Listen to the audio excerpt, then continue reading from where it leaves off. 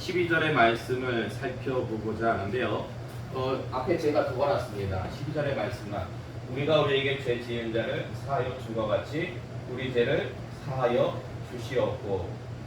주기도문 6개의 문장으로 나눌 수가 있습니다. 이게 이제 전체적으로 볼 때는 5번째 문장인데요. 요 문장을 한 단어로 요약하면은 뭐가 될까요?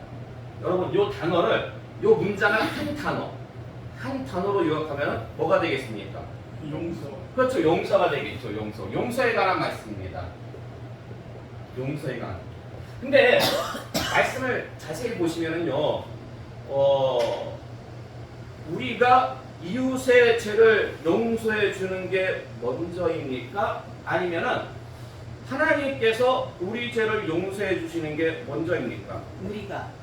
그러니까 그렇죠. 이 말씀만을 놓고 보면은 우리가 형제 자매의 잘못을 용서해 줬을 때에 그 다음에 하나님께서 우리 죄를 용서해 달라고 그렇게 구하는 기도죠.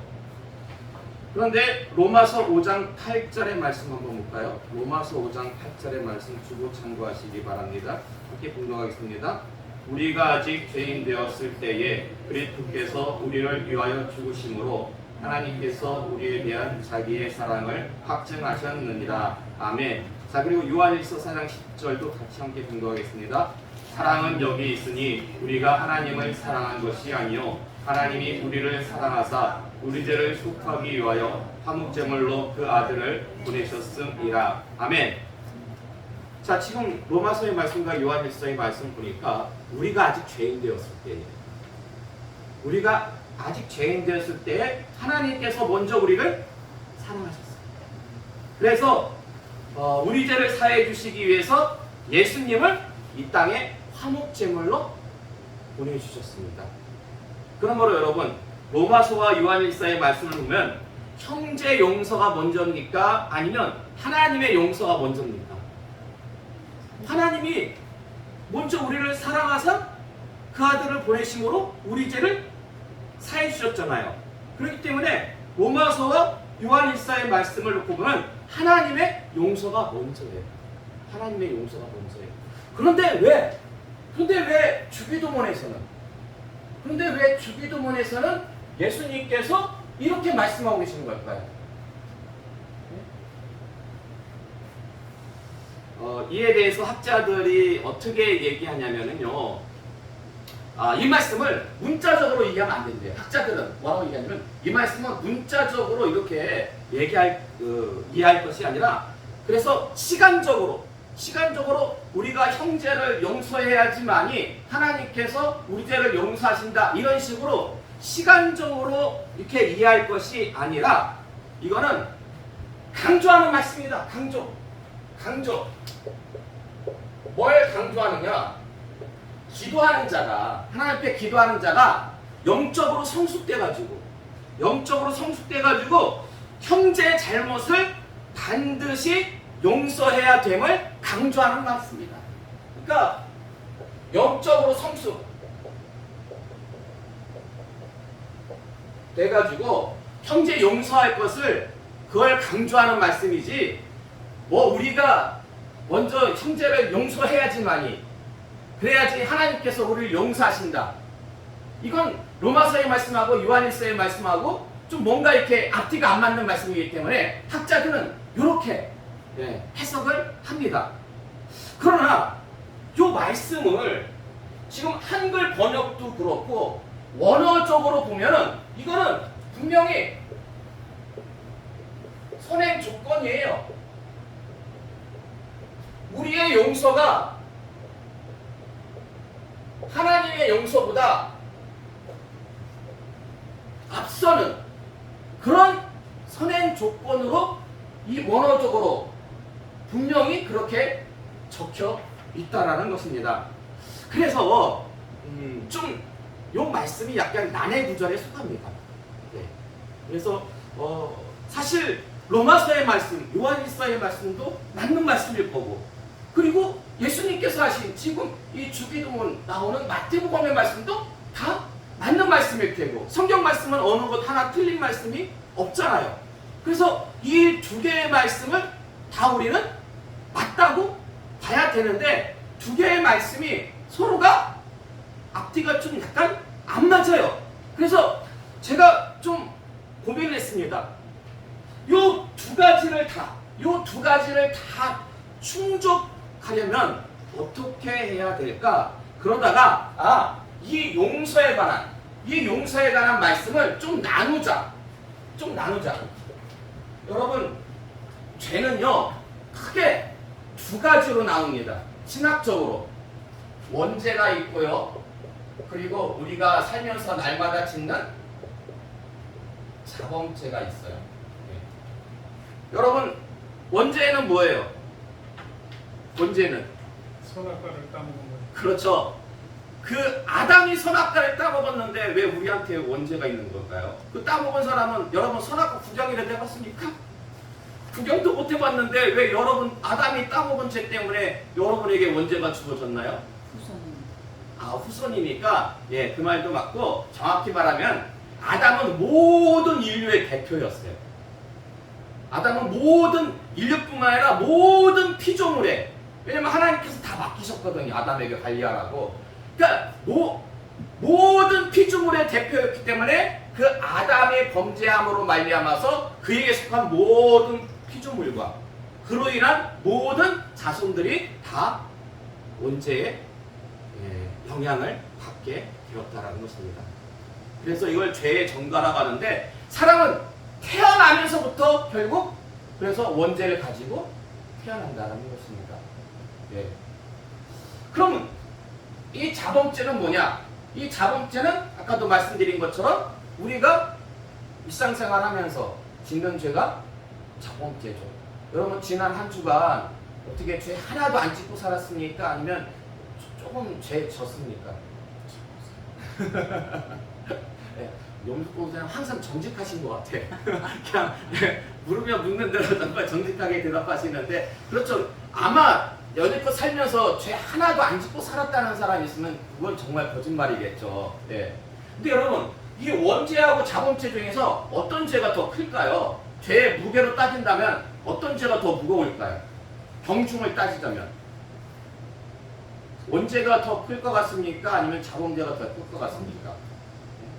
자범죄. 이 원죄는 그러니까 내가 지은 죄가 아니고 아담이 지은 죄고, 이 자범죄는 내가 지은 죄니까 이 자범죄가 더 클 것 같다. 예. 사실 죄책감은 더 커요. 죄책감은. 예. 왜냐면은 우리는 선악과 구경도 못했잖아요. 예. 근데 자범죄는 내가 저질렀기 때문에 죄책감은 더 커요. 그러나 죄의 심각성은 이 원죄가 훨씬 더 큽니다. 왜냐면은 이 원죄 때문에 우리는 태어나면서부터 무엇이 되었다? 죄인이 되었어요. 태어나면서부터 죄가 있잖아요. 그렇기 때문에 우리는 태어나면서부터, 그래서 우리는 죄인이 되었고, 죄인이 되었기 때문에 우리가 뭐를 짓는 거예요? 죄인이기 때문에 죄 짓는 거예요. 이거 좀 더 쉽게 설명드리자면, 원죄로 인해서 모든 사람은 부패하고 타락했어요. 그래서 자범죄를 지을 수밖에 없게 되었다라는 것입니다. 그러므로 원죄가 훨씬 더 심각하고 무거운데요. 마태복음 18장 21절에서 22절의 말씀 볼까요? 마태복음 18장 21절에서 22절의 말씀 함께 공독하겠습니다. 그때 베드로가 나와 이르되 주여, 형제가 내게 죄를 범하면 몇 번이나 용서하여 주리이까? 7번까지 하오리이까? 예수께서 이르시되 내게 이르노니 7번뿐 아니라 7번을 70번까지라도 할지니라. 아멘. 베드로가 나와서 예수님한테 묻는 거예요. 형제가 잘못하면 제가 몇 번 용서해 줘야 될까요? 7번이면 족할까요? 근데 여러분, 베드로가 이렇게 얘기한 이유가 있어요. 예수님한테. 왜냐면은 좀 예수님한테 칭찬 듣고 싶어가지고, 소위 우리식으로 얘기하면 좀 잘난 체한 거예요. 왜냐면 당시에 유대인 랍비들은 형제 자매가 잘못했을 때 몇 번까지 용서해줘라? 3번까지는 용서해줘라. 똑같은 실수를 했을 때에 3번까지는 용서해주라고 그렇게 랍비들은 가르쳤어요. 근데 지금 베드로는 한술 더 떠가지고, 예수님은 사랑과 용서의 예수님이니까 예수님한테 칭찬 들으려고 7번까지, 랍비들이 요구하는 것보다 훨씬 더 많이 7번까지 용서하면 되겠습니까? 뭔가 예수님으로부터 칭찬을 기대하고 그 말을 꺼낸 거였는데 예수님께서 말씀하시길 몇 번까지? 여러분 7번을 70번 하면 몇 번이에요? 7, 7에? 490번 490번 그런데 이 490번이라는 것은 여기서 7이라는 숫자는 완전수로 의미해요. 네. 그러니까 형제가 잘못하면 490번까지만 용서하라는 게 아니라 무한정으로 다 용서하라는 게 바로 예수님의 뜻이다라는 것입니다. 마태복음 18장 23절에서 27절의 말씀 함께 볼까요? 마태복음 28장 23절에서 27절의 말씀 달란트 비유인데 만달란트. 자, 함께 봉독하겠습니다. 시작. 그러므로 천국은 그 종들과 결산하려 하던 어떤 인군과 같으니 결산할 때에 10,000달란트 빚진 자 하나를 데려오매 갚을 것이 없는지라 주인이 명하여 그 몸과 아내와 자식들과 모든 소유를 다 팔아 갚게 하라 하니 그 종이 엎드려 절하며 이르되 내게 참으소서 다 갚으리이다 하거늘 그 종의 주인이 불쌍히 여겨 놓아 보내며 그 빚을 탕감하여 주었더니 아멘. 자, 요 말씀이 무슨 말씀이냐면은 요 비유는요 방금 전에 예수님께서 몇 번까지 용서하라고? 490번. 네, 490번인데 숫자적으로는 7번 이런 것이 그 말씀하시고 바로 주신 비유의 말씀이에요. 바로 주신 비유. 바로 주신 비유의 말씀인데 여러분 그 10,000달란트가 어느 정도 금액인지 아십니까? 어느 한 사람이 주인에게 빚을 졌는데 10,000달란트를 빚졌대요. 10,000달란트. 10,000달란트가 어느 정도냐면요. 한 달란트는요 6,000 데나리온이에요. 근데 데나리온은요 한 데나리온이 하루 품삯이에요. 하루 품삯 한 데나리온이. 그래서 한 데나리온을 계산하기 쉽게 하루 품삯을 그냥 10만 원으로 갖다가 계산을 하면은 6,000 데나리온은 얼마예요?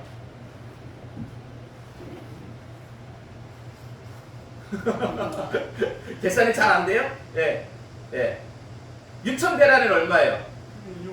6억이죠, 6억. 예. 그렇기 때문에 한 달란트는 얼마예요? 한 달란트가 6억이에요. 한 달란트. 근데 한 달란트를 빚진 것이 아니라 얼마를 빚었다고요? 10,000달란트. 10,000달란트. 그럼 10,000달란트는 얼마예요? 60조 원. 예? 10,000달란트. 10,000달란트가 얼마? 빨리 계산해 보세요, 여러분. 60조 원이죠? 60조예요? 6조예요? 60조가 맞을 거예요. 60조가 맞아요? 예. 제가 계산했을 때는 6조였는데, 하여간에 엄청나게 많은 돈이에요. 조단이에요, 이게. 조단이. 조단이에요. 조단이. 그러니까, 빚을 6조를 줬던 60조를 줬던 하여간에 우리에게 있어가지고 조단위 이상 되는 돈은 갖기 힘든 돈이죠. 근데요, 놀라운 사실은 그 주인이 얼마 받고 이 빚을 탕감해 줬어요? 한 푼도 안 받고 조단위가 되는 이 빚을 탕감해 줬어요. 왜요? 거기 성경 말씀 보세요. 그렇죠. 불쌍히 여겨가지고. 그러니까 이 주인이 엄청난 사람이에요. 네?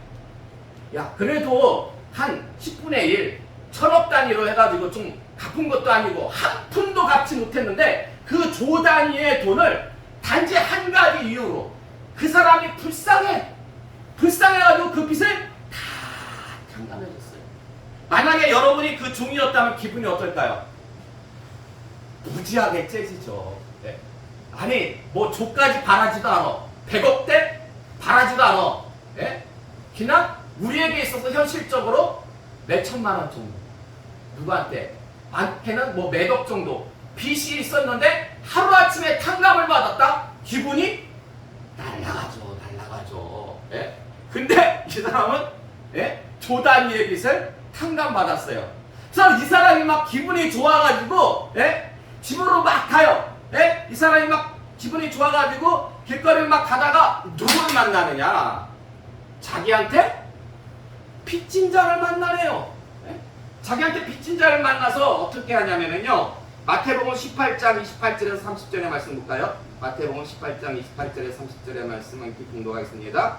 그 종이 나가서 자기에게 100데나리온 빚진 동료 한 사람을 만나 붙들어 목을 잡고 이르되 빚을 갚으라 하며 그 동료가 엎드려 간구하여 이르되 나에게 참아 주소서 갚으리이다 하되 허락하지 아니하고 이에 가서 그가 빚을 갚도록 옥에 가두거늘. 아멘. 그러니까 그 조 단위의 빚을 탕감받아가지고 막 기쁜 마음으로 가다 보니까 자기한테 빚진 사람을 봤네? 근데 자기한테 얼마를 빚졌어요? 얼마를? 예? 100데나리온. 100데나리온은 얼마예요, 그러면? 한 대년에 10만 원이니까 100데나리온이면 1000만 원. 1000만 원. 물론 1000만 원 큰 돈이죠. 1000만 원 큰 돈이지만은 자기는 지금 조 단위의 빚을 탕감받았잖아요. 네? 근데 조 단위의 빚을 탕감받고 가둔 도중에 자기한테 100데나리온 빚진 자를 보고서는 목을 잡고서는 막 흔들어 제끼는 거예요. 목을 잡고 내 돈 내놓으라고. 예? 내놓으라고. 그러니까 그 빚진 자가 제발 좀 기다려 달라고. 근데 그걸 기다려주지 않고 그 사람은 어디다 가둬요? 옥에다 가둬요. 옥에다 가둬. 예. 자, 근데 이 소문이 주인의 귀에까지 들어갔어요. 그 조 단위의 돈을 탕감해준 그 주인의 귀에까지 들어가가지고 주인이 어찌하냐면 마태복음 18장 32절에서 35절의 말씀 함께 분독하겠습니다.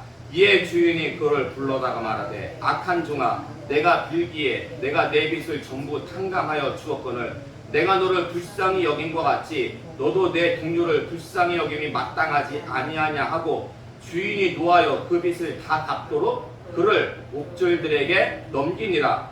너희가 각각 마음으로부터 형제를 용서하지 아니하면 나의 하늘 아버지께서도 너희에게 이와 같이 하시리라. 아멘. 그러니까 주인이 그 악한 종을 데려다가 꾸짖습니다. 꾸짖고 빚 탕감해줬던 거 다 무효. 얘 잡아다가 옥에다 집어넣어. 그리고 옥에서 그 돈을 다 갚을 때까지 끄집어내지 말래요. 근데 여러분 옥에서 어떻게 돈을 갚습니까? 옥에서. 예? 옥에서. 이거는 그냥 죽을 때까지 예? 그냥 감옥에 있을 수밖에 없는 거예요. 그러니까 지금 주인이 화난 이유는 그거죠.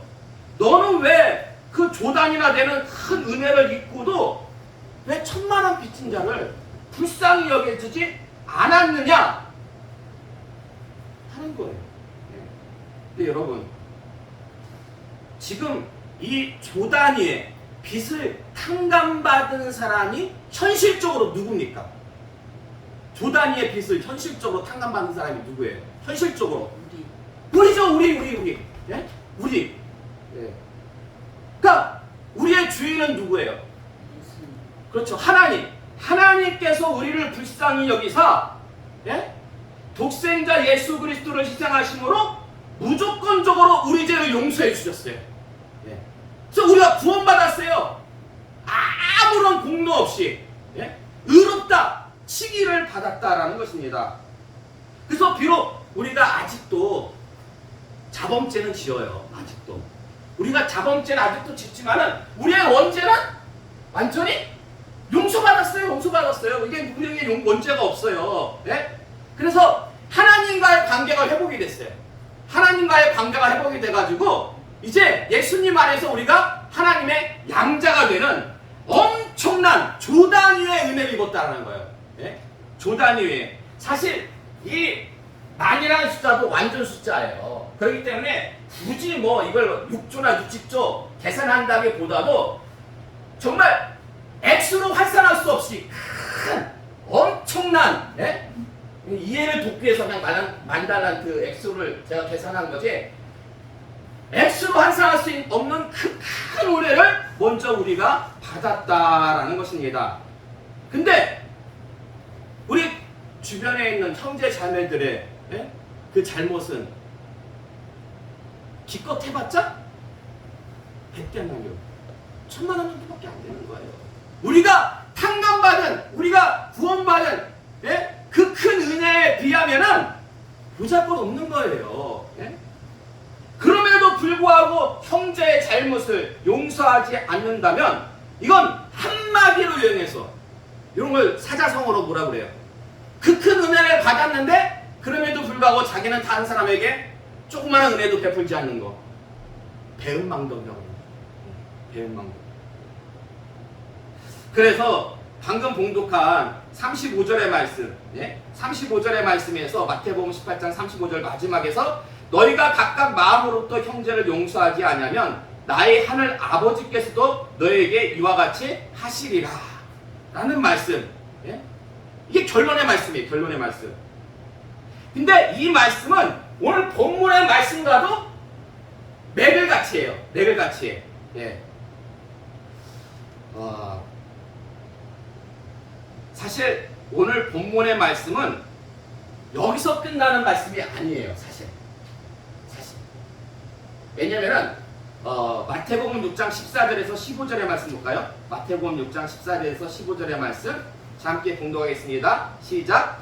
너희가 사람의 잘못을 용서하면 너희 하늘 아버지께서도 너희 잘못을 용서하시려니와 너희가 사람의 잘못을 용서하지 아니하면 너희 아버지께서도 너희 잘못을 용서하지 아니하시리라. 아멘.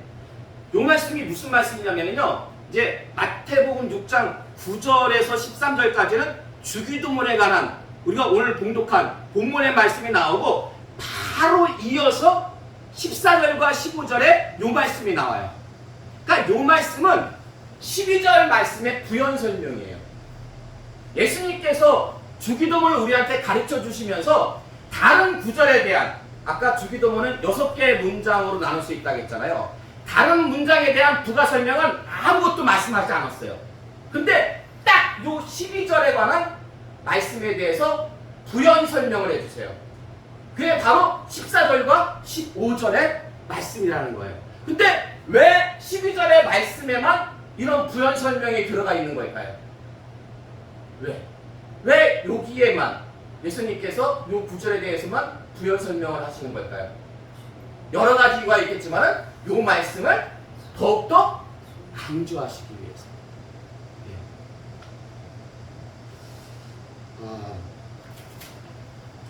그런데요, 이 방금 봉독한 우리가 부연 설명의 말씀은 그 10,000달란트 빚진 자의 결론과 같아요.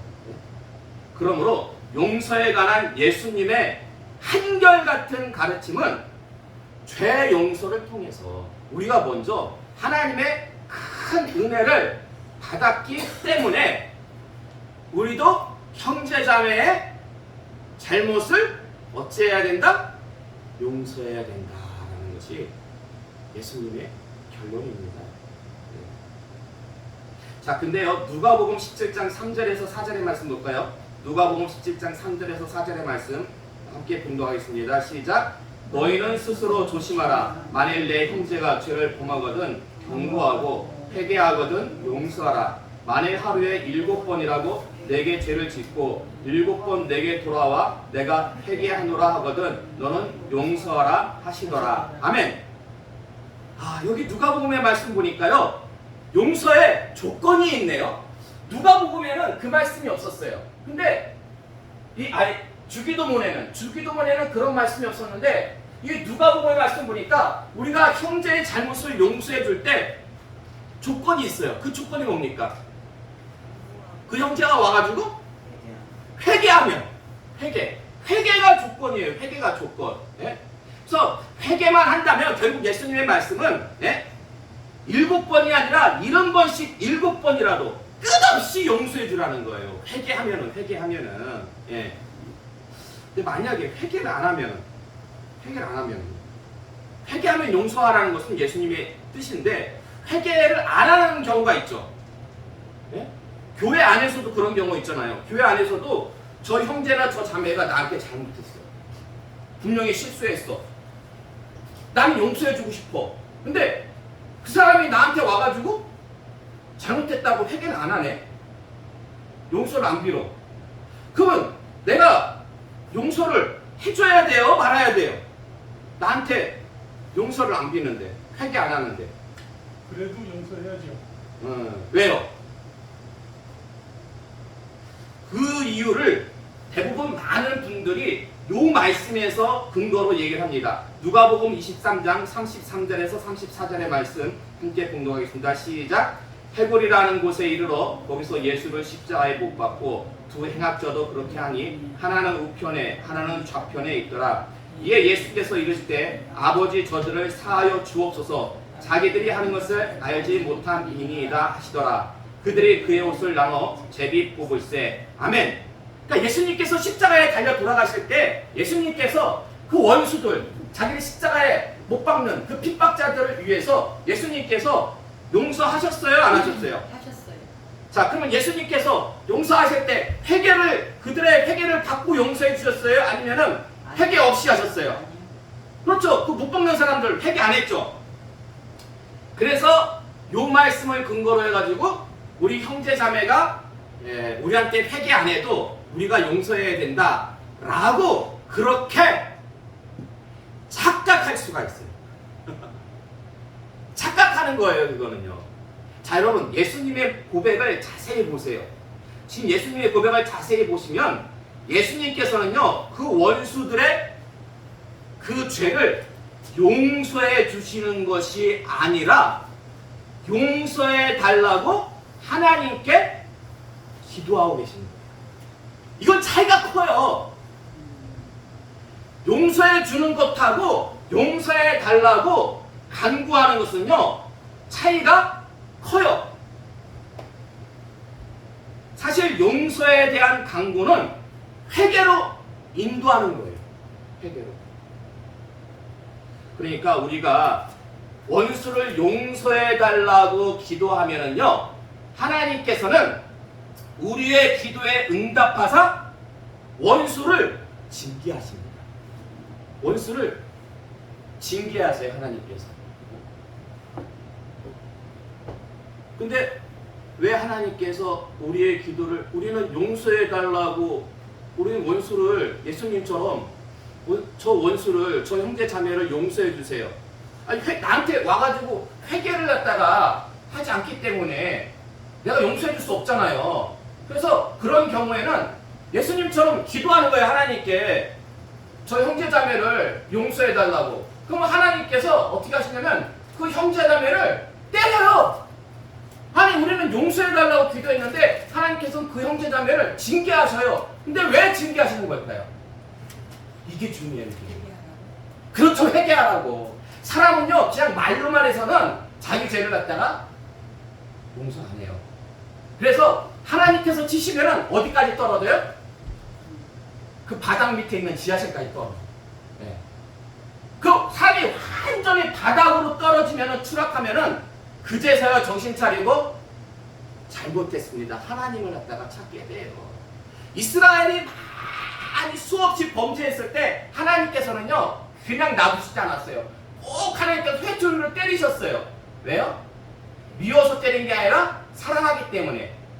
얻어맞아야지만이 그들이 회개를 하거든요. 회개하면 그때 하나님께서 다시 회복을 시켜주신다라는 것입니다. 그래서 그들이요, 우리가 용서해달라고 기도했을 때 하나님께서 그 기도를 들으시고 그 원수들을, 그 형제 자매들을 때리셨을 때 여러분이 해야 할 일은 뭘까요? 우리가 해야 될 일은 뭘까요? 우리가 해야 될 일. 우리의 기도로 그 형제 자매가 징계를 맞았을 때에, 하나님으로부터 회초리 맞았을 때 우리 할 일 뭡니까? 그 말씀이 로마서 12장 9절에서 20절의 말씀이에요. 로마서 12장 19절에서 20절의 말씀 함께 봉독하겠습니다. 시작. 내 사랑하는 자들아, 너희가 친히 원수를 갚지 말고 하나님의 진노하심에 맡기라. 기록되었을 때 원수 갚는 것이 내게 있으니 내가 갚으리라고 주께서 말씀하시니라. 내 원수가 줄이거든 먹이고 목마르거든 마시게 하라. 그리함으로 내가 숯불을 그 머리에 쌓아 놓으리라. 아멘. 하나님께 얻어맞으면은요, 그 사람은 다 사라져. 가족도 사라지고 돈도 사라지고 건강도 사라지고 완전히 바닥에서 완전히 어쩔 수 없는 인생이 돼. 완전히 줄이고 목마른 상태가 돼. 그때 가서 예수님께서 지금 성경에서 하고 있는 말씀이, 그때 가서 그 사람을 도와주라는 거예요. 그 어려움에 처한 그 사람을 가서 도와주라는. 이 사람 아직 나한테 회개 안 했어요. 근데 하나님의 징계로 얻어맞았을 때 가서 도와주면 그 사람이 어떤 기분이 들까요? 자기가 지금 이렇게 바닥으로 떨어져가지고 가족까지 다 떠나고 친구 다 떠나고 아무것도 없고 아무도 날 돌봐주지 않는데 내가 잘못을 저지른 그 사람이 와가지고 나를 도와주네. 어때요? 얼굴이 화끈거리겠죠. 잘못했습니다. 진짜 내가 잘못했습니다. 그게 사랑으로 그 사람을 회개로 인도하는 거예요.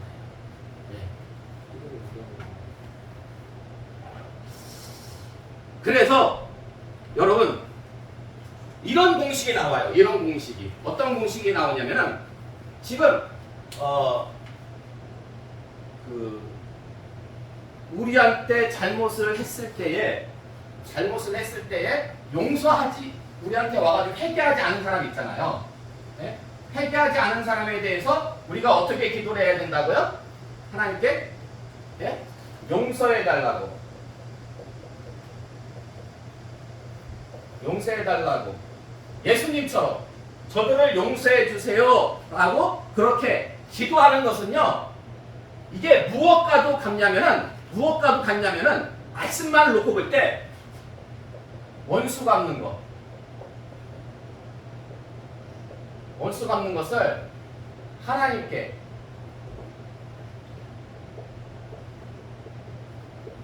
맡기는 거예요. 결국 이 말씀입니다. 이 말씀이요, 굉장히 중요하고 우리 신앙생활에 있어가지고 엄청나게 핵심이 되는 말씀이에요. 사실 이 말씀을 제가 볼 때는 그래요. 제가 볼 때는 많은 성도들이 이 말씀을 몰라요. 이 말씀을 몰라가지고 이 사랑을 제대로 이걸 실천하지 못해요. 이렇게만 하면은 원수까지도 사랑하는 게 바로 이 말씀을 통해서 우리가 알 수가 있는 거예요. 그러니까 여러분, 꼭 명심하세요. 어떤 형제가 자매가 여러분한테 잘못했어요. 죄를 지었어요. 그래서 여러분한테 와가지고 용서해달라고 회개하면은 여러분은 어떻게 해야 돼요? 용서해 주시면 돼요. 용서해 주시면. 회개하면 7번이라도, 이런 번씩 7번이라도 용서해 주시면 돼요. 근데 회개하지 않는 경우에는 여러분이 하나님께 예수님처럼 기도하세요. 저 사람을 용서해 주세요. 저 사람을 용서해 달라고 여러분이 기도하면 하나님께서 그 기도 들으시고 그 원수에게, 그 형제 자매를 갖다 하나님께서 회초리로 때리십니다. 그래서 그 사람이 바닥에 어려운 가운데 처했을 때에 여러분이 가서 뭐한다? 도와준다.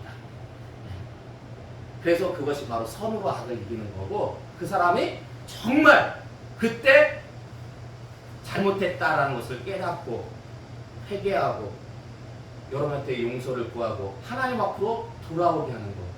이게 바로 원수 사랑이에요. 이게 바로 뭐냐면은 원수를 사랑하는 거예요. 원수를 사랑하는 방법이에요. 그러니까 막연하게 원수를 사랑한다. 아우, 사람이 어떻게 원수를 사랑해. 근데요, 말씀을 놓고 보면은요, 원수 사랑하는 게 어렵지 않아요. 원수 사랑하는 것은요, 그 형제 자매, 그 원수를 놓고 그냥 기도만 하면 돼요, 여러분. 2가지만 하면 돼요. 그 사람을 용서해달라고 하나님께 기도하고 그 사람이 얻어맞아가지고 바닥에 공경에 처했을 때 가서 도움을 주기만 하면 돼요. 딱 그 2가지만 하면 돼요. 그러면 장차 주님 앞에 섰을 때 너는 정말 세상에서 원수를 사랑하다 왔구나 라고 그렇게 하나님으로부터 인정받으실 수가 있다라는 것입니다. 자, 이제 결론의 말씀을 드리도록 하겠습니다. 여러분, 암에 걸리는 주된 원인이 뭐라고 합니까? 의사들이 암 걸리는 주된 원인? 스트레스라고 하죠. 그 스트레스를 갖다가 주는 사람들이 누구예요, 주로? 여러분, 스트레스 주는 사람이 누구예요?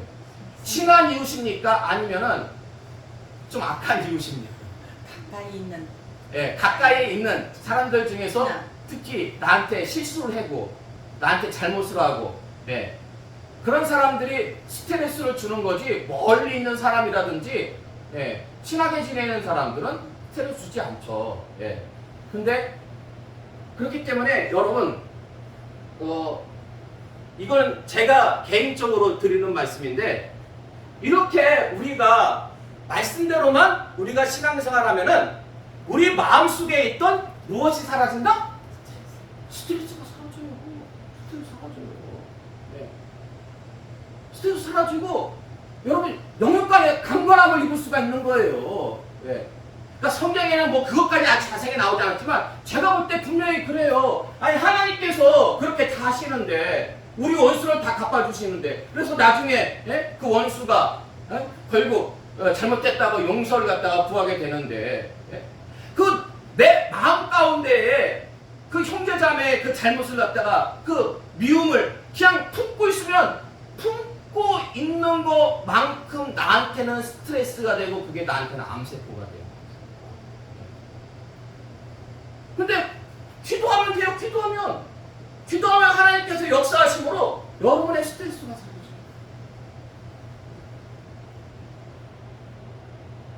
원수로 인해 가지고 돌아가실 때까지 약 드시겠습니까? 마음 아파하시겠습니까? 아니면 기도하심으로 평안을 얻으시겠습니까? 선택은 여러분 어깨에 달렸습니다. 제가 여러분에게 주신 말은 여기까지예요. 여기까지고 이제 여러분이 과연 하나님 앞에 기도할 것인가? 아니면 기도하지 않고 여전히 그 미움을 가지고 살아갈 것인가? 그거는 여러분의 선택이고요. 중요한 것은 여러분이 형제를 용서하지 않으면 장차 주님 앞에 섰을 때에 주님께서도 여러분을 칭찬하지 않으십니다. 책망받게 되어 있습니다. 그렇기 때문에 이 땅에서 여러분 말씀대로 신앙생활 하심으로 정말 저 하늘에서 주님으로부터 칭찬받고 이 땅에서는 원수로 인해서 마음 아파하시는 것이 아니라 안 걸리는 것이 아니라 비록 원수라 할지라도 기도하심으로 항상 평안함이 넘쳐나는 귀하고 복된 인생들 다 되시기를 주님의 이름으로